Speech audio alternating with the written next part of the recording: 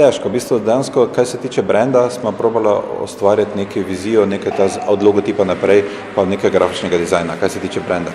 Drugače pa izdelek je nišni, izdelek ne samo v Sloveniji, izdelek je nišni še tudi v Evropi, mogoče v Združenih državah Amerike je to bolj razvito, mogoče v delu Azije je predvsem bolj razvito.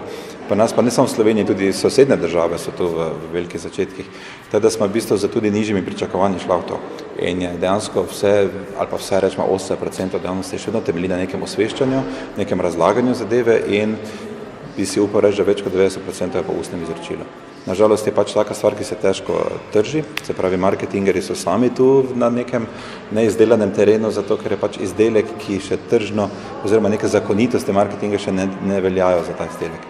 Kaj šele na nekem trgu, ki še na tem področju ni raziskan, da tako rečemo.